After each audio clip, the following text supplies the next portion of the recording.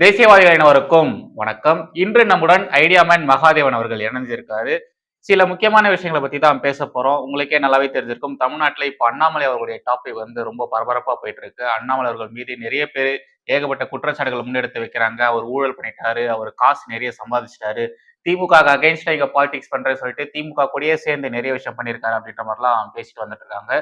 அதை பத்தி தான் நம்ம பார்க்க போறோம். அதுக்கு அந்த சந்தேகங்களை குறித்து நாம திரு மகாதேவன் அவர்கள் கிட்ட கேட்க போறோம். அண்ணா வணக்கம், எப்படி இருக்கீங்க? வணக்கம் ரவி, நல்லா இருக்கேன். சூப்பர்ண்ணா. இது தமிழ்நாட்டு பாலிடிக்ஸ்ல என்னதானா நடந்துட்டு இருக்கு, அதுவும் முக்கியமா பாஜகக்குள்ள என்ன நடந்துட்டு இருக்கு? முதல்ல தமிழ்நாட்டில் பாலிடிக்ஸ்ல என்னதான் நடக்குது அப்படிங்கிறது எனக்கே கொஞ்சம் சந்தேகமா தான் இருக்கு. ஏன்னா வழக்கமா ஆளுங்கட்சி எதிர்கட்சி இவங்களை மையமா வச்சுதான் அரசியல் நடத்தப்படும். ஒரு தனி மனித தாக்குதலா இருந்தாலுமே இந்த ஊழல் குற்றச்சாட்டு, முறைகேடு செஞ்சுட்டாங்க, இல்ல மோசடி பண்ணிட்டாங்க, இந்த மாதிரியான குற்றச்சாட்டுகளும் யார் மேல வரும்னா பதவியில இருக்கிறவங்க மேலையும் ஏற்கனவே பதவியில இருந்தவங்க மேலையும் தான் வரும். ஆனா தமிழ்நாட்டில் என்ன நடக்குது அப்படின்னா, இதுவரைக்கும் எந்த விதமான அரசு பதவியிலும் வராத ஒருத்தர் மேல இந்த குற்றச்சாட்டுகளை எல்லாம் சுமத்துறாங்க. இந்த குற்றச்சாட்டுகளை சுமத்துறதுக்கு ஏதாவது அடிப்படை ஆதாரம் இருக்கான்னு கேட்டா அதுவும் கிடையாது. எல்லாமே ஒரு சர்க்கம்ஸ்டன்ஷியல் எவிடன்ஸ் சொல்லுவாங்க. அவரு நிலம் வாங்கியிருக்காரு, அந்த நிலம் எப்படி வந்தது, அவருக்கு எப்படி பணம் வந்தது, அந்த நிலம் வாங்குறதுக்கு அவர் இதெல்லாம் பண்ணியிருக்காரு, அந்த பத்திரப்பதிவு நிலத்தோட மதிப்பை குறைச்சு மதிப்பிட்டு இருக்காரு, பிளஸ் அவர் ரெஜிஸ்டர் ஆபீஸ்க்கே போகாம ரெஜிஸ்டர் பண்ணியிருக்காரு, அதுக்கு திமுக ஹெல்ப் பண்ணியிருக்கு. ஸோ இதெல்லாம் கணக்கு போட்டு எல்லாத்தையும் எல்லா டாட்டுகளையும் நினைச்சிங்க அப்படின்னா அண்ணாமலை திமுகவுடைய ஆதரவாளர் அப்படின்னு கொண்டு ஒரு தியரியை முன்வைக்கிறது மட்டும்தான் இன்னைக்கு நடந்திருக்கு. இப்போ தமிழ்நாட்டு பாஜக நம்ம வெளிப்படையாவே பேசலாம். கல்யாணராமன் சொல்லிட்டு ஒருத்தர் இருக்காரு, ஆர்எஸ்எஸ் காரியகர்த்தா. இப்போ அவர் பாஜக இப்போ இருக்காரா இல்லையான்னு எனக்கு தெரியல. ஏன்னா அண்ணாமலை அவர்கள் இருக்கும்பொழுது கல்யாணராமன் அவர்களை நீக்கி இருந்தாரு. அவர் பாத்தீங்கன்னா ஒரு சில விஷயங்கள்லாம் சொல்லிட்டு வந்துட்டு இருக்காரு. நிறைய டாக்குமெண்ட்ஸ் எல்லாம் போடுறாரு, யாரோ பேசின வீடியோட லிங்க்ஸ் எல்லாம் எடுத்து போடுறாரு. இதுக்கு பின்னாடி ஒரு பெரிய கும்பல் இருக்கு, திமுக ஹெல்ப் பண்ணுது அப்படின்ற மாதிரி அவர் ஒரு வார்த்தை சொல்லிட்டு இருக்காரு. அப்புறம் நம்மளுடைய கிஷோர் கே சுவாமி அவர்கள், மாரிதாஸ் அண்ணா, இவங்கெல்லாம் பாத்தீங்கன்னா அவங்களுடைய ஒரு வே ஆஃப் அப்ரோச் இருக்கும் இல்லையா, அந்த எப்பொழுதும் போல இருக்கக்கூடிய அந்த ஒரு வே ஆஃப் அப்ரோச் இல்லாம வேற மாதிரியான விஷயங்கள் பண்ணிட்டு வந்துட்டு இருக்காங்க. இவங்களாம் இது மாதிரிலாம் பேச மாட்டாங்களா, பண்ண மாட்டாங்களா, ஏன் இவ்வளோ மோசமா நடந்துக்கிறாங்க, இவ்வளோ மோசமா பேசுறாங்க அப்படின்ற மாதிரிதான் இருக்கு. மோரோவர் இப்போ எதிர்கட்சியா இருக்கிறது பாத்தீங்கன்னா அதிமுக, சாரி நமக்கு எதிர்கட்சியா இருக்கிறது திமுக. ஸோ திமுகல நடக்கக்கூடிய விஷயங்களை குறித்து பேசாம இவங்க ஏன் இன்னமும் இந்த ஒரு கூட்டணியை பலவீனப்படுத்துற மாதிரியும் இங்க இருக்கக்கூடிய தலைவர்களை பலவீனப்படுத்துற மாதிரியும் அவங்களுடைய பெயருக்கு களங்கம் விளைவிக்கிற மாதிரியும் பண்றாங்க? இதுக்கு பின்னாடி வேற ஏதாச்சும் அஜெண்டா இருக்கு? இல்ல, வேற அஜெண்டா இருக்கு அப்படின்னு தான் நினைக்க தோணுது. இப்ப நீங்க கரெக்டா யோசிச்சு பாத்தீங்கன்னா, இந்த கூட்டணி ஸ்ட்ராங்கா போயிட்டு இருக்கு அப்படிங்கிற ஒரு பேச்சு அதிமுக கூட்டணி அந்த லீட் எடுப்பாங்க அப்படிங்கிற ஒரு பேச்சு வரும்போது பாத்தீங்கன்னா இந்த கூட்டணிக்குள்ள பிரச்சனைகள் வர ஆரம்பிக்குது. ஃபர்ஸ்ட் ஓபிஎஸ் வெளியில போறாரு, அதுக்கப்புறம் தினகரன் வெளியில போறாரு. இந்த இரண்டு பிரச்சனைக்கும் காரணம் அண்ணாமலை அப்படின்னு பேச ஆரம்பிக்கிறாங்க. அதற்கு பிறகு அவங்க லாஸ்ட் டைம் அதிமுக கூட்டணி வைக்காததுக்கு காரணம் அண்ணாமலை தான் அப்படின்னு பழிய போட்டாங்க. அதுலயாவது கொஞ்சம் லாஜிக் இருந்தது. ஏன்னா அவர் மாநில தலைவராக இருந்தாரு. சரி, அந்த டைம்ல அண்ணாமலை மேல பழி போடுறதுல ஒரு லாஜிக் இருந்தது. அது உண்மையா பொய்யா அப்படிங்கறத தள்ளி வச்சுட்டு சரி அட்லீஸ்ட் அந்த குற்றச்சாட்டு சொல்றதுக்காவது ஒரு இடம் இருந்தது அப்படின்னு நம்ம புரிஞ்சுக்கலாம். ஆனா இங்க அவர் மாநில தலைவர் பதவியை விட்டு 4 மாசம் ஆச்சு. இந்த 4 மாசமா அவர் பெருசா வெளியிலேயே வரல. அவரு நினைச்ச டைம்ல தான் அவர் இன்னைக்கு பிரஸ் மீட் எல்லாம் கொடுக்குறாரு. அவர் பொது விஷயங்களை பத்தி பேசுறாரு. கூட்டணி பத்தி எல்லாம் அவர் எதுவுமே பேசுறதே கிடையாது. ஆனாலும் இன்னைக்கு நடந்த விஷயத்துக்கு ஏன் அண்ணாமலை மேல பழி போடணும்? அதே மாதிரி தினகரன் அவர்கள் வெளியில போனதுக்கு அப்புறம் பாத்தீங்க அப்படின்னா அவர் நயினார் நாகேந்திரன் அட்டாக் பண்றாரு. இன்றைய மாநில தலைவராக இருக்கக்கூடிய நயினார் நாகேந்திரன் அட்டாக் பண்றாரு. அப்படி அட்டாக் பண்றதுனால உடனே அதுக்கும் அண்ணாமலை தான் காரணம் அப்படின்னு சொல்றாங்க. சோ அண்ணாமலை ஒரு ஃபார்மேஷன் பண்றாரு, இங்க வெளியிருந்து வரக்கூடிய தலைவர்களை வச்சு இவர் ஒரு பாலிடிக்ஸ் பண்றாரு, கூட்டணியை உடைக்கிறாரு அப்படின்ற மாதிரி. இல்ல, இந்த மாதிரி ஒரு நெரேட்டிவை ஏன் செட் பண்ண வேண்டி இருக்கு இவங்களுக்கு? நீங்க இன்னைக்கு எடப்பாடி பழனிசாமி ஒரு எழுச்சி பயணம்னு தொகுதியா போயிட்டு இருக்காரு. இங்க உண்மையிலேயே திமுகவை எதிர்ப்பவர்கள் யாருக்கு முக்கியத்துவம் கொடுக்கணும்? எடப்பாடி பழனிசாமி அதிமுகவுக்கு தான் முக்கியத்துவம் கொடுக்கணும். ஏன்னா இவங்க எல்லாம் ஏற்கனவே அதிமுகவை தான் தூக்கி பிடிக்கிறாங்க. அதிமுக கூட்டணி வேண்டும், எடப்பாடி பழனிசாமி முதல்வராக வேண்டும் அப்படின்னு நினைக்கிறவங்க தான் இன்னைக்கு அண்ணாமலை மேல பாயிறாங்க. எதுக்குப்பா நீங்க அண்ணாமலையை திட்டணும்? எதுக்கு அவருக்கு நீங்க அட்டென்ஷன் கிரியேட் பண்ணி தரீங்க? எதுக்கு இந்த அரசியல் அண்ணாமலையை சுத்தி நடக்குது? இப்போ சம்பந்தமே இல்லாம இப்ப அவர் தலைவர் பதவியில் இருக்காரு, அவர் ஏதோ பேசிட்டாரு, அது சம்பந்தமாக இங்க ஒரு விவாதம் நடக்குது. அப்போ உதாரணத்துக்கு அண்ணாமலை ரஃபேல் வாட்ச் கட்டியிருந்தாரு, அதை வச்சு இங்க ஒரு மிகப்பெரிய விவாதம் நடந்தது, நம்ம எல்லாருக்கும் தெரியும். அதை கூட புரிஞ்சுக்கலாம், ஏன்னா அதுல அவர் தான் சென்டர் பாயிண்ட். ஆனா இங்க ஒண்ணுமே கிடையாது, இங்க அவர் ஒதுங்கி இருக்காரு. இப்போ தலைவர்கள் கரெக்ட், அண்ணாமலை அவர்கள் மாநில தலைவரா இருக்கும்போது இது மாதிரி பண்ணியிருந்தா கூட பரவாயில்ல. இப்போ அந்த மனுஷனுக்கு என்ன பொறுப்பு கொடுத்துருக்காங்கன்றது கூட நமக்கு பெருசா தெரியல. ஆனாலும் பாத்தீங்கன்னா தமிழ்நாட்டு பாலிடிக்ஸ் இப்போ வரைக்கும் அண்ணாமலையோட மையமா வச்சுதான் ஃபுல்லா சுத்திட்டு இருக்கு. இப்ப அண்ணாமலை அவரு பொறுப்புல இல்ல, பதவி இல்ல, எந்த ஒரு பெரிய பொறுப்புல அவர் இல்ல. இருந்தாலும் இங்க இருக்கக்கூடிய என்டிஏ கூட்டணிக்குள்ள இருக்கக்கூடியவர்களும் அண்ணாமலையை தான் தாக்கி பேசுறாங்க, திமுக இருக்கக்கூடியவர்களும் அண்ணாமலையை தான் தாக்கி பேசுறாங்க. திமுக கூட இந்த அளவு அண்ணாமலை ரிலேஷன்ஷிப்ல இருந்திருந்தாருன்னா அவரே திமுக போட்டு அந்த பழக்க போறாரு, திமுகவை ஏன் கதற விட போறாரு? இவங்க மத்த விஷயம் சொல்லியிருந்தா கூட பரவாயில்ல, எப்படி இவங்க திமுக கூட ஒரு லிங்க்ல இருக்காரு, திமுகவுடைய உதவியால இது மாதிரி பண்றாரு அப்படின்ற மாதிரிலாம் சொல்றாங்க. ஒருத்தர் ஏதோ ஒரு ஷார்ட்ஸ் ஒண்ணு பார்த்தேன், அதுல அண்ணாமலைக்காக திமுக கவர்மெண்ட் அவர் வாங்கின இடத்துக்கு பக்கத்துல பாலம் கட்டி கொடுத்துருக்கு, ஸ்விமிங் பூல் வச்சுக்கிட்டு ஒரு பெரிய பில்டிங் கட்ட போறாரு, கன்ஸ்ட்ரக்ஷன் ஆரம்பிக்க போறாரு அப்படின்ற மாதிரிலாம் கிளப்பி விடுறானுங்க. அதாவது சரி, இப்போ நான் ஒரு சிம்பிள் லாஜிக் கேள்வி கேட்கிறேன். ஓகே, அண்ணாமலையும் திமுகவும் கூட்டணியில கள்ள கூட்டணியில இருக்காங்கன்னு வச்சுக்குவோம். அப்படி இருந்தது அப்படின்னா நீங்க அவங்க 2 பேரையும் தானே திட்டணும், அண்ணாமலையும் திட்டணும், அவர் கூட கள்ள கூட்டணியில இருக்கிற திமுகவையும் திட்டணும். ஆனா இவங்க அண்ணாமலை மட்டும் தான் திட்டுறாங்க, டார்கெட் பண்றது இவரை மட்டும் தான் டார்கெட் பண்றாங்க. இப்ப திமுக காரங்க பணம் கொடுத்துட்டாங்க அப்படின்னா அப்ப திமுகவையும் சேர்த்தானே திட்டணும். நீ பணம் கொடுத்து அண்ணாமலையவே வாங்கிட்டாங்க அப்படின்னு திமுக காரனை திட்டலாமே, யாரு பணம் கொடுத்தாங்கன்னு சொல்லியே திட்டலாமே. ஆனா அதை பத்தியே பேசாம அண்ணாமலை பணம் வாங்கிட்டாரு அப்படின்னு சொல்றாங்களே, அண்ணாமலை யார்கிட்ட பணம் வாங்கினாரு? அதிமுக காரங்கிட்ட பணம் வாங்கினாரா, இல்ல திமுக காரங்கிட்ட பணம் வாங்கினாரா, இல்ல திமுக யார்கிட்ட தான் பணம் வாங்கினாரு? சபரீசன்ட்டியா, ஸ்டாலின்ட்டியா, உதயநிதி கிட்டயா? அப்படிதானே சொல்றாங்க. சபரீசன் கிட்ட தான் வாங்கினாங்க, சபரீசன் கூட தான் டீலிங் நடந்திருக்கு, பின்னாடி குருமூர்த்தி இருக்காரு, என்னென்னத்தையோ பேசிட்டு வராங்களே. அப்ப திமுகவையும் சேர்த்து திட்டு. சபரீசன் தான் இந்த மாதிரி பண்ணிட்டாரு, ஒரு நல்ல அரசியல்வாதி கூட இங்க இருக்க முடியாது அப்படின்னு அந்த மாதிரி திட்டு. கரெக்ட்.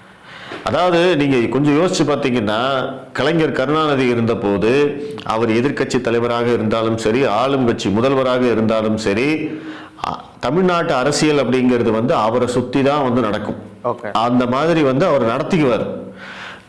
எதுவுமே இல்லைனாலும் எதையாவது ஒன்ன கொளுத்தி போட்டு அந்த அரசியல் தன்னை பத்தி பேச வைக்கக்கூடிய அந்த வல்லமை திரு கலைஞர் கருணாநிதி அவர்களுக்கு இருந்தது. அது நெகட்டிவா இருந்தாலும் சரி, பாசிட்டிவா இருந்தாலும் சரி, எப்படி இருந்தாலும் அப்படிதான் அவரு. ஆமா, அது திமுகவுடைய கொள்கை என்னன்னா, கல்யாண வீடா இருந்தா நான் தான் மாப்பிள்ளையா இருக்கணும், சாவு வீடா இருந்தா நான் தான் பணமா இருக்கணும் அப்படிங்கிறது தான் திமுகவுடைய கொள்கை.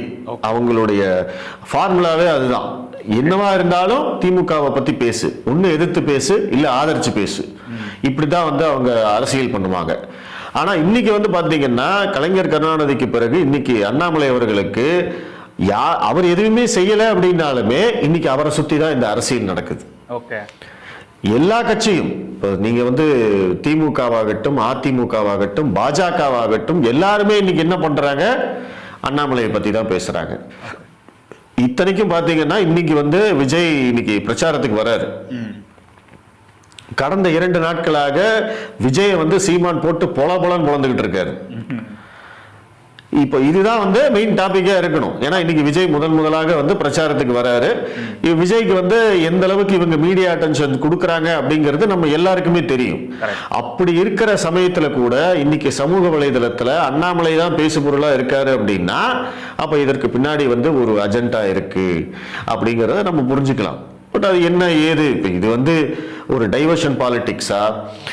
ஆக்சுவலா நீங்க கொஞ்சம் யோசிச்சு பாருங்க. நம்ம இன்னைக்கு அண்ணாமலையே கேள்வி கேட்கிறாங்க இவங்க எல்லாரும். அண்ணாமலை எந்த விதமான அரசு பதவியிலையும் இல்லாதவர். இது வரைக்கும் அவர் வந்து வார்டு கவுன்சிலரா கூட ஆகல. எதிர்கட்சிகள்லாம் அப்படித்தானே கிண்டல் பண்றாங்க அவரை. ஒரு வார்டு கவுன்சிலரா கூட அவரை ஜெயிக்க விட மாட்டோம், முடியாது அப்படின்னு வந்து சவால் பண்றாங்க. இல்ல, அவர் இது வரைக்கும் கவுன்சிலரா கூட ஆகல. அப்படிப்பட்ட ஒருத்தர் பலாயிரம் கோடி சொத்து சேர்த்துட்டாருன்னு வாய் கூசாம இவங்க சொல்றாங்க. சரி, அது ஒரு பக்கம் இருக்கட்டும். அண்ணாமலை வந்து ஒரு தனி நபர், இன்றைய பொறுத்த வரைக்கும் அவர் தனி நபர். பொது வாழ்க்கையில இருந்தாலுமே அவர் செய்யற எல்லாத்தையும் வெளிப்படையா சொல்லணுங்கிற அவசியம் அவருக்கு கிடையாது, யாருக்குமே கிடையாது. இப்ப நம்மளும் வந்து நான் வந்து ஒரு யூடியூபரா இருக்கேன், எனக்கு வந்து எங்கிருந்து வருமானம் வருது, எனக்கு யார் கேமரா வாங்கி கொடுத்தாங்க, எனக்கு யார் வந்து ஸ்பான்சர் பண்றாங்க, எனக்கு மாசம் மாசம் யாரு வந்து காசு கொடுக்குறாங்கன்னு நான் வெளியில சொல்ல வேண்டிய அவசியம் எனக்கு கிடையாது. யாரும் என்ன கேள்வியும் கேட்க முடியாது.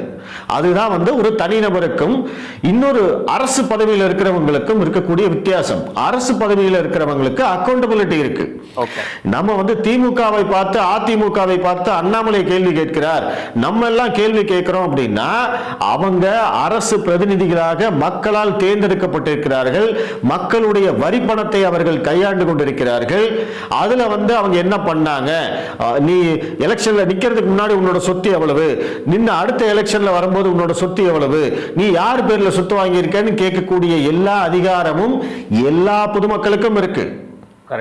அவங்களை கேள்வி கேட்க முடியாதுன்னு சொல்ல முடியாது யாராலையும். இங்க அண்ணாமலையை நீங்க கேள்வி கேட்க முடியாது. பிகாஸ் அவர் வந்து எந்த ஒரு போஸ்டிங்லோ இல்ல பதவியிலோ இல்ல, இதுவுமே இல்லாத போது எதுக்கு அவர் வந்து அவர் பதில் சொல்ல வேண்டிய அவசியமும் கிடையாது. ஆனாலும் அவரு அந்த வதந்திக்கு பொறுப்பேற்றுக் கொண்டு அவர் பதில் சொல்றாரு. இந்த பாருப்பா, நான் வந்து நிலம் வாங்கியிருக்கேன், இதுதான் வந்து கணக்கு, நான் இவ்வளவு வந்து ஸ்டாம்ப் டியூட்டி கட்டியிருக்கேன், நிலம் மட்டும் இல்லை, அடுத்தது பால் பண்ண வைக்க போறேன், அதற்கு அடுத்தது ஒரு வெஞ்சர் கேபிட்டல் நிறுவனம் ஒன்று ஆரம்பிக்க போறேன், அதையும் சேர்த்துக்கோங்க, தனித்தனியா பொங்காதீங்க அப்படின்னு ஒரு அறிக்கை கொடுத்துட்டாரு அவர். இப்ப இதே மாதிரியான ஒரு அக்கௌண்டபிலிட்டிய திமுக அதிமுக இது வரைக்கும் ஆட்சியில் இருந்தவங்க என்னைக்காவது பண்ணிருக்காங்களா? கரெக்ட். நீங்க முதலமைச்சரை விடுங்க, அமைச்சரை விடுங்க, எம்எல்ஏ விடுங்க, நம்ம ஏரியா கவுன்சிலருங்க, உங்க ஏரியா கவுன்சிலர், இதை பாக்குறவங்க எல்லாரும் எல்லா ஏரியாலையும் இருப்பாங்க. எல்லா ஏரியாலையும் ஒரு கவுன்சிலர் இருப்பான். அவன் வந்து திமுக காரனா இருப்பான், இல்ல அதிமுக காரனா இருப்பான். இதற்கு முன்னாடி அப்படிதான் இருந்திருப்பாங்க. அவனுடைய சொத்து, அவன் பதவிக்கு வர்றதுக்கு முன்னாடி அவன் எப்படி இருந்தான், இன்னைக்கு அவன் எப்படி இருக்கான், அவனுக்கு எவ்வளவு சொத்து இருக்கு, யாராவது ஒருத்தர் இன்னைக்கு அந்த சொத்து எடுத்து சொத்து கணக்கு எடுத்து பொதுவெளியில போட முடியுமா? தைரியம் இருக்கா யாருக்காவது? இல்லைங்க. சாதாரண கவுன்சிலரை வந்து கூட நம்மளால கேள்வி கேட்க முடியாத நிலைமையில தான் நம்ம எல்லாம் இருக்கோம். ஆனா இன்னைக்கு பாத்தீங்கன்னா அண்ணாமலை வந்து அவர் இங்க நிலம் வாங்கினாருன்னு அந்த டாக்குமெண்ட்டே எடுத்து போடுறாங்க. கரெக்ட். எப்படி வந்து இது நடக்கும்? எந்த பதவியில் இருக்காரு? அவரை கேள்வி கேட்கறதுக்கு உங்களுக்கு என்ன அதிகாரம் இருக்கு? அவர் வந்து முறைகேடா பண்ணிட்டார். எங்கிருந்து முறைகேடு பண்ண முடியும்? யாருக்கிட்ட காசு வாங்க முடியும்? கரெக்ட். ஆக்சுவலா அண்ணாமலை இதுக்கு முன்னாடி அவருடைய பேங்க் டீடைல்ஸ்லாம் வந்து டிரான்சாக்ஷன்லாம் காமிச்சிருந்தாரு. அந்த டிஎம்கே ஃபைல்ஸ் அது ரிலீஸ் பண்ணும்பொழுது இதுக்கு முன்னாடியே இது மாதிரி அவருடைய டீடைல்ஸ் வந்து டிரான்ஸ்பரண்டா காமிச்சிருக்காரு. என்னுடைய அக்கௌண்ட் டீடைல்ஸ் இதுதான் அப்படின்ற மாதிரி காமிச்சிருக்காரு. ஆனாலும் பாத்தீங்கன்னா சுத்தி சொல்றவங்க சொல்லிட்டே தான் இருக்காங்க. தொடர்ந்து அவர் மேலான அவதூறு தான் நம்ம சொல்லணும். குற்றச்சாட்டுன்னு இதெல்லாம் சொல்லவே முடியாது. குற்றச்சாட்டு கிடையாதுங்க, அவதூறு தான். இது புரளே அவதூறு தான் சொல்ல முடியும். இது வந்து முழுக்க அவதூறு, டைவர்ஷன் பாலிடிக்ஸ். இவங்க எல்லாம் சேர்ந்து பாத்தீங்கன்னா திருடனுங்களை, உண்மையான திருடனுங்களை வந்து காப்பாத்துறானுங்க. அதுதான் உண்மை. எனக்கு என்னன்னா கோபமா வருது. ஆமா, நடக்கிற விஷயத்த பார்க்கும்போது இதுக்கு பின்னாடி திமுக தான் இருக்குமா அப்படின்ற மாதிரிதான் தோணுது. பட் இவங்க என்ன சொல்றாங்கன்னா, பண்றவங்க எல்லாருமே திமுக கூட அண்ணாமலை லிங்க் பண்ணிட்டாருன்னு சொல்றாரு. பட் எனக்கு இது மேலோட்டமா பார்க்கும்போது இதுக்கு பின்னாடி திமுக இருக்குமோ அப்படின்ற மாதிரிதான் தோணுது. ஏன்னா இவங்க பங்காளி கட்சி எல்லாருமே திட்டிக்கிட்டு இருக்காங்க. இப்ப திமுக காரங்க வந்து திட்டாம இருக்காங்களா? திமுக காரங்க தான் எடுத்து போட்டு அந்த கூகுள் மேப் எடுத்து போட்டு அங்க வந்து எப்படி போறது அப்படிங்கிற வரைக்கும் எடுத்து போட்டு, என்னைக்காவது எந்த அரசியல்வாதிக்காவது தமிழ்நாட்டுல இப்படி நடந்திருக்கா? எந்த அரசியல்வாதி, எத்தனை அரசியல்வாதிகள் வந்து இங்க பினாமி பேர்ல நிலம் வாங்கியிருக்காங்க, அவங்க பேர்ல நிலம் வாங்கியிருக்காங்க. அதை பத்தி எல்லாம் எதுவுமே பேசாதவங்க ஒரு 10 ஏக்கர் நிலம் 4.5 கோடி ரூபாய் மதிப்பு அப்படின்ன உடனே அதை வந்து ஒரு மிகப்பெரிய பூதாகரமா வந்து இங்க கிளப்ப வேண்டிய அவசியம் என்ன? 2024 அவர் வேட்புமனு தாக்கல் செய்த போது அவருடைய சொத்து மதிப்புன்னு கிட்டத்தட்ட வந்து 2.5 கோடி ரூபாய் காமிச்சிருக்காரு. அவருடைய வேட்புமனுல இருக்கு. ஐடி ரிட்டர்ன் ஃபைல் பண்ணிருக்காரு, அதுவும் அந்த டீடைல்ஸும் இருக்கு. அப்போ இவங்க இப்ப கேட்டா அவர் வந்து ஃப்ரெண்டு கிட்ட இருந்து வாங்கிட்டா வீட்டு வாடகையெல்லாம் கட்டுறேன்னாரு, அவருக்கு ஏது இவ்வளவு பணம்ங்கிறாங்க. ஆக்சுவலா 2024 ஆமா, அவர் சொன்ன விஷயமே வந்து வேற, அது வந்து வேற மாதிரி ஒரு அர்த்தத்துல அவர் சொன்னாரு. பட் இவங்க பாத்தீங்கன்னா அன்றாட செலவுகளுக்கே ஃப்ரெண்டு கிட்ட இருந்தா வாங்கி செலவு பண்றாரு அப்படின்ற மாதிரி கொண்டு போயிட்டு இருக்காங்க. அவர் வந்து தன்னுடைய அரசியல் பயணத்துக்கு ஸ்பான்சர், அவங்க சப்போர்ட் பண்றாங்க அப்படின்னு சொன்னார். அது வந்து எல்லாருக்கும் நடக்குது. இப்ப சீமானுக்கு வந்து நடக்கலையா? இதே வந்து கம்யூனிஸ்ட் கட்சியும் திமுகவும் அவங்களுடைய ஆரம்ப காலங்கள்ல உண்டியல் குலுக்கித்தானே வந்து கட்சியை வளர்த்தாங்க. அன்னைக்கு அப்படி நடந்தது. இன்னைக்கு நம்மளுக்கு வந்து நெட் டிரான்ஸ்ஃபர் இருக்கு, யூபிஐ இருக்கு, அதனால யாரு தேவையோ அவங்க பணம் கொடுக்குறாங்க. எதற்காக பணம் கொடுக்குறாங்க? அவங்களுக்கு ஆதாயம் வேணும் அப்படின்னா கிடையவே கிடையாது. நம்மளால செய்ய முடியாத ஒரு விஷயத்தை ஒருத்தன் செய்யறான், அவன் முன்னாடி நின்று செய்யறான், அவனுக்கு பின்னாடி நம்ம நிக்கணும், அவனை சப்போர்ட் பண்ணணும் அப்படின்னு நினைக்கிற அந்த மனோபாவம் தான் மக்கள் அவங்களுக்கு பணம் கொடுக்குறாங்க. கரெக்ட். இன்னைக்கு எதுக்காக வந்து திமுக உண்டியல் குலுக்கிட்டு வரும்போது பணம் போட்டாங்க? நமக்காக வந்து உடைக்க போறாங்க, அவ்வளவுதான், சிம்பிள். இன்னைக்கு சீமானுக்கு ஏன் பணம் கொடுக்குறாங்க? தமிழ் தேசியம், அந்த ஈழத் தமிழர்கள் எல்லாரும் சீமானுக்கு பணம் கொடுக்குறாங்கன்னு எல்லாருக்கும் தெரியும். எதுக்காக அவங்க பணம் கொடுக்குறாங்க? நம்மளுக்காக ஒருத்தர் பேசுறான்ப்பா, தொண்டை தண்ணி கிழிய பேசுறான்ப்பா, அவனுக்கு நம்ம சப்போர்ட் பண்ணுவோம்ப்பா, அவங்க பணம் கொடுக்குறாங்க. அது அவர் சரியா செய்யறாரா செய்யலையா அப்படிங்கறதெல்லாம் அடுத்த டிபேட், அதுக்குள்ள நம்ம போக வேண்டியது இல்லை. ஆனா அவர் பணம் வாங்குறதுக்கு அவங்க அவரை நம்புறாங்க. இப்ப இதே யூடியூப் சேனல் எடுத்துக்கோங்களேன். யூடியூப் சேனல்ல நான் என்னுடைய யூடியூப் சேனல் வச்சிருக்கேன். நான் அதுக்கு கீழே வந்து நீங்க உங்களுக்கு விருப்பம் இருந்தா நீங்க கான்ட்ரிபியூட் பண்ணுங்கன்னு நான் போட்டிருக்கேன். என்னோட அக்கௌண்ட் நம்பர் கொடுத்துருக்கேன். எனக்கு வந்து 500 ரூபாய் 1000 ரூபாய் அனுப்புறாங்க. எதுக்கு அனுப்புறாங்க? நீங்க அவங்க நினைக்கிறத நீங்க பேசுறீங்க, பிரதிபலிக்கிறீங்க, அவ்வளவுதான், சிம்பிள். ஆனா அதை மட்டுமே வச்சுதான் என்னுடைய வாழ்க்கையை வாழறேன் அப்படின்னு யாராவது நினைச்சாங்கன்னா அவங்கள முட்டாள்னு நினைக்காம என்ன வேற என்னன்னு சொல்றது? என்னுடைய ரேஞ்சுக்கு நான் 500 1000 2000 எனக்கு வந்து அனுப்புறாங்க. அதுவே சீமான் ஆகட்டும் இல்ல அண்ணாமலை ஆகட்டும், அவங்க வந்து உலக அளவுல இன்னைக்கு அவங்களுக்கு ஃபாலோவர்ஸ் இருக்காங்க. நான் யாரையுமே குறைச்சு மதிப்பிடல. அப்போ அவங்களுக்கு வந்து சப்போர்ட் பண்றதுக்கு வந்து எல்லாருக்கும் முன் வருவாங்க இல்லையா? கரெக்ட். இன்னைக்கு வந்து அரசியல் வந்து வெறும் மிகப்பெரிய காஸ்ட்லி பிசினஸ். அது உங்களுக்கு அதை நாம ஓப்பனா சொல்லலாம், அதுல ஒன்றும் தப்பு கிடையாது. இன்னைக்கு அரசியல் வந்து அந்த மாதிரி தான், காசு வேணும், காசு இல்லாம எல்லாம் இன்னைக்கு அரசியல் பண்ண முடியாது. கரெக்ட். ஒருவேளை இது எங்கிருந்து வரும் காசு? அதான், ஒருவேளை இப்படி இருக்குமோ, இந்த பாஜக தமிழக பாஜக அண்ணாமலைக்கு முன்னாடி ஒரு பொசிஷன்ல இருந்தது. இவங்க என்னதான் அவ்வளோ பேர் இருந்திருக்காங்க, அவ்வளோ பேர் ரொம்ப கஷ்டப்பட்டு முக்கி வேலை பார்த்தாலும் பாஜகவை தமிழகம் முழுக்க கொண்டு போய் சேர்க்க முடியல. இளைஞர்களை வந்து முக்கியமா இளைஞர்களை கவர முடியல. அண்ணாமலை வந்த உடனே அது டோட்டலா மாறிடுச்சு. இளைஞர்கள், முக்கியமா இளைஞர்கள் அண்ணாமலை பக்கம் வர ஆரம்பிச்சிட்டாங்க. அந்த ஒரு ஈர்ப்பு பார்த்து அந்த ஒரு டிரான்ஸ்ஃபர்மேஷனை பார்த்துட்டு இவங்களுக்கு எல்லாம் பொறாமையோ, நமக்கு அமையல, நமக்கு வரல, அந்த ஒரு பொறாமை வைத்தறிச்சனுடைய வெளிப்பாடா இது இருக்குமோ? இல்ல, அண்ணாமலையுடைய வளர்ச்சி எல்லாருக்கும் கண்ணை உறுத்துறது உண்மை. ஓகே. அவரை வந்து இப்போ அவரு கிட்டத்தட்ட அரசியலுக்கு வந்து 4 வருடங்கள் ஆயிடுச்சு. அவர் வந்து இவங்களால வந்து பாத்தீங்க அப்படின்னா அவரை கண்ட்ரோல் பண்ண முடியல, அவரை வந்து அடக்கி வைக்க முடியல. அவர் எதற்கும் அடங்க மாட்டேங்கிறாரு, வளைஞ்சு கொடுக்க மாட்டேங்கிறாரு. இப்ப நீங்க வந்து சீமானாகட்டும் மற்ற இவங்களாகட்டும் பாத்தீங்க அப்படின்னா தங்களுடைய நிலைப்பாடுகளே அவங்க எல்லாம் மாத்திக்கிட்டு இருக்காங்க. இதே சீமான் வந்து கடவுள் இல்லைன்னு பேசிக்கிட்டு இருந்தாரு, பெரியார வந்து புகழ்ந்து பேசிக்கிட்டு இருந்தாரு, இன்னைக்கு அதை அப்படியே மாத்தி பேசுறாரு. கடவுள் இல்லைன்னு சொன்னவர் இன்னைக்கு வந்து என் பாட்டா முருகன் அப்படின்னு சொல்லிட்டு இருக்காரு. கரெக்ட். கொஞ்சம் பிராமண எதிர்ப்பு பேசிக்கிட்டு இருந்தவர் இன்னைக்கு பிராமணர்களை புகழ்ந்து திராவிடர்களை வந்து இகழ்ந்து பேசுறாரு. சோ இந்த மாதிரி நிலைப்பாடுகளை நீங்க மாத்திக்கும் போது உங்களை டேக்கிள் பண்றது ஈஸி. ஓகே. உங்களை ஈஸியா வந்து எக்ஸ்போஸ் பண்ணிடலாம்.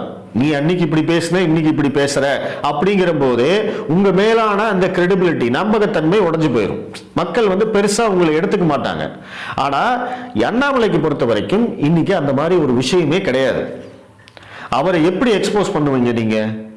அவரு அன்னில இருந்து இன்னி வரைக்கும் 4 வருஷமாச்சு ஒரே மாதிரி தான் பேசிக்கிட்டு இருக்காரு. அவர் யாருக்கும் வளைஞ்சு கொடுக்க மாட்டேங்கிறாரு, யாரையும் வந்து அனுசரிச்சு போக மாட்டேங்கிறாரு. நான் இப்படித்தான் அப்படின்னு வந்து வெறப்பா நிக்கிறாரு. எப்படி போலீஸ்கார மாதிரி வெறப்பா நின்னாரோ அதே மாதிரி இப்பவும் நிக்கிறாரு. அவரை வந்து அடக்கி வைக்க முடியல இவங்களால. சரி, அவரை எக்ஸ்போஸ் பண்ணலான்னு பார்த்தா அவரு ஐபிஎஸ் இருந்த போது இவங்களுக்கு எதுவுமே கிடைக்கல. அந்த 10 வருஷம் ஐபிஎஸ் ஒருத்தர் நேர்மையா இருந்திருக்கான் அப்படிங்கிறதே அண்ணாமலை நேர்மையானவர் அப்படிங்கிற அவருடைய வாழ்நாளுக்கும் அதுவே சர்டிபிகேட். என்ன பொறுத்த வரைக்கும் அதுதான். நான் அண்ணாமலையுடைய ஃபாலோயரா இருக்கேன், அண்ணாமலையுடைய லாயல் ஃபாலோயரா இருக்கேன் அப்படின்னா அதற்கு காரணம் என்னன்னா அவர் அந்த 10 வருஷம் சர்வீஸ் பண்ணியிருக்காரு. அதுல ஒரு குற்றச்சாட்டு இல்ல, ஒரு பிளாக் மார்க் இல்ல. இருந்திருந்தா இவங்க எல்லாம் வந்து இன்னைக்கு கண்டுபிடிச்சிருப்பாங்கல்ல. நான் சொன்னேன் இல்லையா, எக்ஸ்போஸ் பண்ணுவாங்கன்னு, இந்நேரம் பண்ணிருப்பாங்கல்ல. ஆக்சுவலா யோக்கியவான் இல்ல. இந்த கலைஞர் செய்திகள்லயே அண்ணாமலை புகழ்ந்த ஆர்டிக்கல்லாம் ரிலீஸ் பண்ணிருந்தாங்க. ஒன்ஸ் அண்ணாமலை பிஜேபி வந்ததுக்கு அப்புறம் அந்த ஆர்டிக்கல்லாம் டெலீட் பண்ணிட்டாங்க அவங்களுடைய வெப்சைட்ல, நியூஸ் வெப்சைட்ல. அதுதான் சொல்ல வரேன். அப்படி இருந்திருந்தா அண்ணாமலை வந்து ஒரு சின்ன கேஸ்ல மாட்டிருந்தா கூட இந்நேரம் அதை வச்சு ஒரு எவ்வளவு பெரிய எக்ஸ்போஸ் பண்ணிருப்பாங்க இவங்க. ஏன்னா அப்படிப்பட்ட மண்ணு தான் இது. விட்டாங்களா?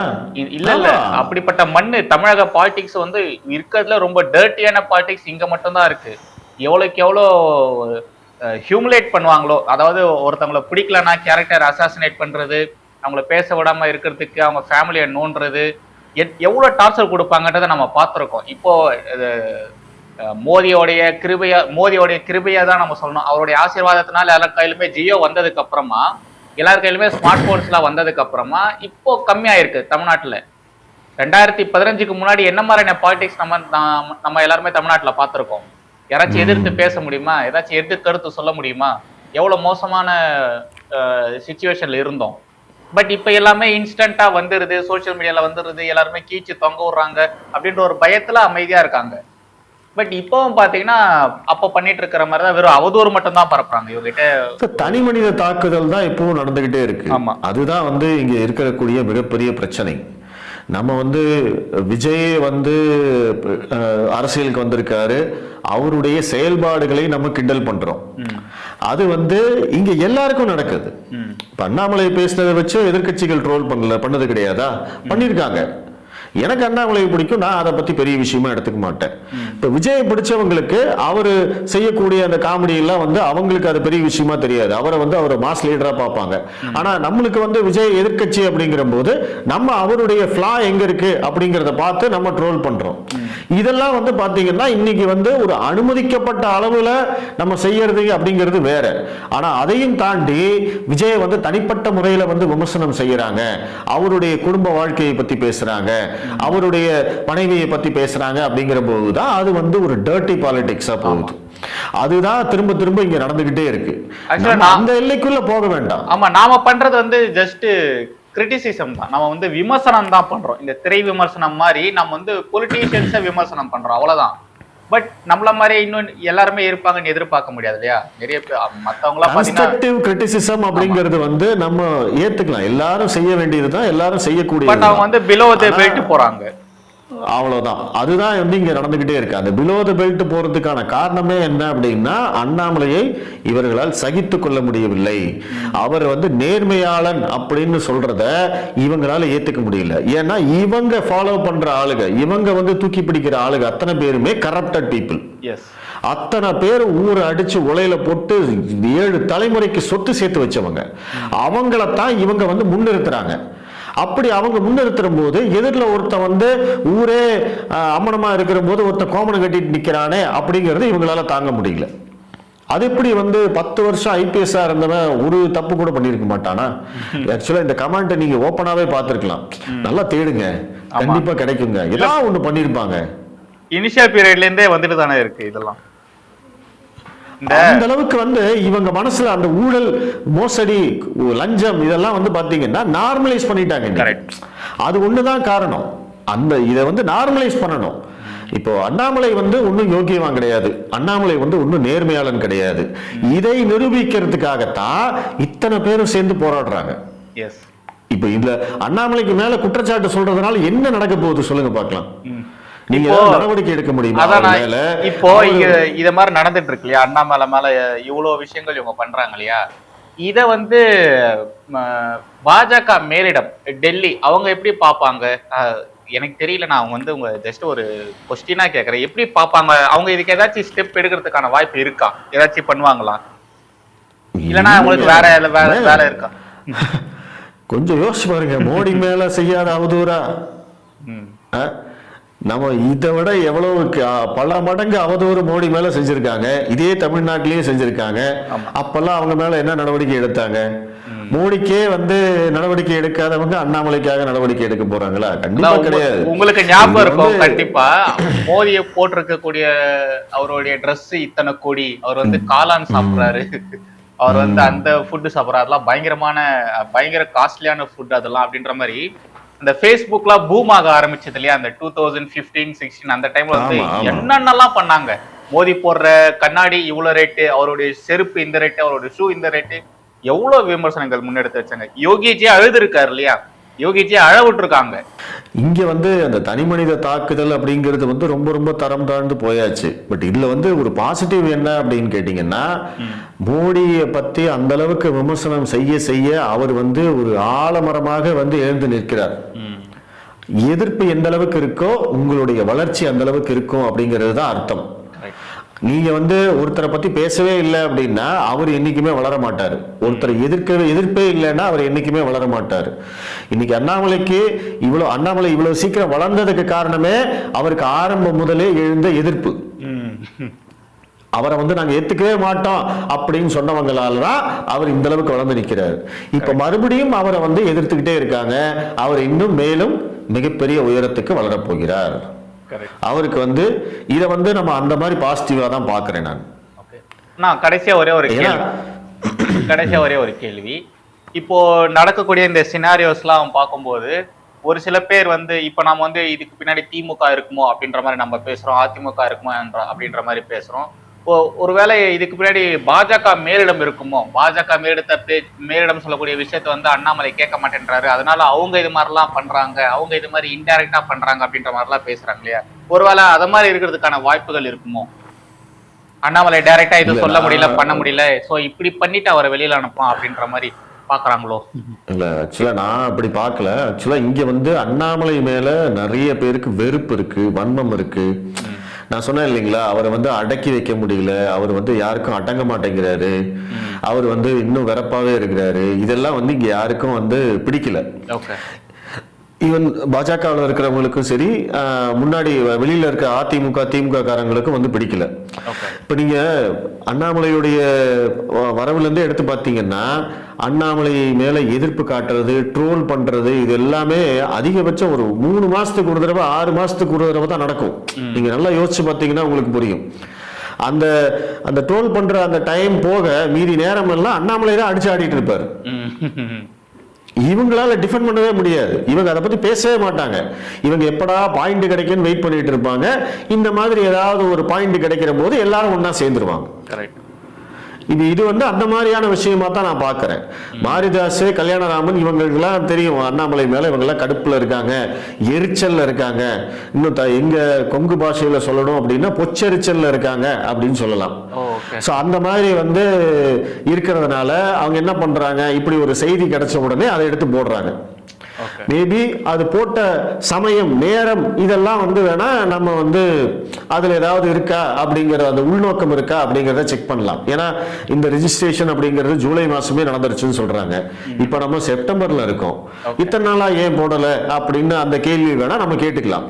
ஆனா இவங்க அந்த செய்தியை போட்ட உடனே அதை வந்து ஒரு மிகப்பெரிய பேசு பொருளா மாத்தினது இந்த அண்ணாமலை மேல எதிர்ப்புல எரிச்சல்ல இருக்கக்கூடியவர்கள் தான் அதை ஒரு மிகப்பெரிய செய்தியா மாத்துறாங்க. ஏன்னா அவங்களுக்கு இது ஒரு சான்ஸ். அண்ணாமலையை ட்ரோல் பண்றதுக்கோ அல்ல அண்ணாமலை மேல தாக்குதல் நடத்துறதுக்கோ அண்ணாமலையை வந்து விமர்சனம் செய்வதற்கோ அவங்களுக்கு இது ஒரு வாய்ப்பு. அடுத்த வாய்ப்பு எப்போ வரும்னு தெரியாது. அதனால கிடைக்கிற வாய்ப்பை அவங்க பயன்படுத்திக்கிறாங்க. ஆக்சுவலா நாம வந்து இப்ப பேச வேண்டியது ஜிஎஸ்டி வரி கம்மி பண்ணியிருக்காங்க, அதை பத்தி பேசணும். அப்புறமா இங்க தேர்தல் வரப்போகுது, அதை பத்தி பேசணும். தமிழ்நாட்டுல நடக்கக்கூடிய விஷயத்தை பத்தி பேசணும், திமுகல நடக்கக்கூடிய விஷயங்களை பற்றி பேசணும், என்டிஏ கூட்டணி இன்னும் எவ்வளவு ஸ்ட்ராங்கா இருக்கணும், இன்னும் என்ன மாதிரியான விஷயங்கள் பண்ணணும், அதை பத்தி பேசணும். இப்போ நம்முடைய தமிழர் ஒருத்தர் துணை ஜனாதிபதி ஆயிருக்காரு, அதை பத்தி பேசணும். இதை பத்திலாம் எதுவுமே பேசாம இவங்க ஃபுல் அண்ட் ஃபுல் டார்கெட் பண்றது என்னவோ அண்ணாமலை அவர்களை மட்டுமா தான் இருக்கு. அவர் வச்சுக்கிட்டு சம்திங் ஏதோ ஒன்று பண்ணிட்டு இருக்காங்க. இல்ல நீங்க இவ்வளவும் பேசணும்னு சொல்றீங்க. ஆனா இந்த திமுக அதிமுக அப்படின்னு நம்ம பேசிட்டு இருக்கோம். ஆனா தமிழக பாஜகவிலேயே இருக்கிறவங்க அண்ணாமலையை எதிர்த்து விமர்சனம் ஓப்பனா செஞ்சுக்கிட்டு இருக்காங்க. எதுக்கு செய்யறாங்கன்னே தெரியல நம்மளுக்கு. இப்ப நீங்க சொன்னீங்க இல்லையா, ஒருத்தர் வந்து கூகுள் மேப்பை காட்டி பாலம் எல்லாம் கட்டி கொடுத்தாருன்னு. ஆக்சுவலா பாத்தீங்கன்னா அவர் வந்து பாஜக ஆதரவாளர், திமுக எதிர்ப்பாளர், அதிமுக எதிர்ப்பாளர். அவர் அதிமுக இருக்கிறவர், அதிமுக இருக்கிறவர். அவர் வந்து எதற்காக வந்து அண்ணாமலையை வந்து எதிர்த்து விமர்சனம் செய்யணும்? நீங்க யாரை விமர்சனம் செய்யணும்? இன்னைக்கு இப்ப இன்பநிதியை கொண்டு வந்து சிஇஓவா ரெட் ஜெயிண்ட் மூவிஸ்ல உட்கார வச்சிருக்காங்க. அதே ஃபார்முலா இன்னைக்கு இன்பநிதி வந்து நடிப்பு பயிற்சி எடுத்துக்கிட்டு இருக்கான். அதே ஃபார்முலா எப்படி வந்து உதயநிதி வந்து படத்தை தயாரிச்சு அதுக்கப்புறம் நடிக்க வந்து அதுக்கப்புறம் இளைஞர் அணிக்கு வந்து அதுக்கப்புறம் எம்எல்ஏ ஆகி அமைச்சராகி துணை முதல்வர் ஆனாரோ அதே ஃபார்முலால இன்னைக்கு இன்பநிதியை கொண்டு வரதுக்கு அவங்க ஸ்டார்ட் பண்ணிட்டாங்க. ஆமா, இதையெல்லாம் பத்தி பேசுறதுக்கு வக்கு இல்லாம அண்ணாமலையை பத்தி பேசுறதுல என்ன இருக்கு? அதான் நான் முதல்ல முன்னாடியே கேட்டேன். அண்ணாமலையை பத்தி பேசுறதுனால யாருக்கு என்ன பிரயோஜனம்? இவங்களுடைய நோக்கம் என்ன அப்படின்னா, அண்ணாமலை யோக்கியவான் இல்ல, நீங்க நினைக்கிற மாதிரி நேர்மையாளர் இல்ல, அவர் வந்து பணம் வாங்கிட்டாரு, அவர் வந்து திமுகவுக்கு விலை போயிட்டாரு, இப்படின்னே திரும்ப திரும்ப எந்த விதமான ஆதாரமும் இல்லாம சொல்லிக்கிட்டே இருக்காங்களே தவிர இதனால யாருக்காவது ஏதாவது பயன் அப்படின்னா ஒண்ணுமே கிடையாது.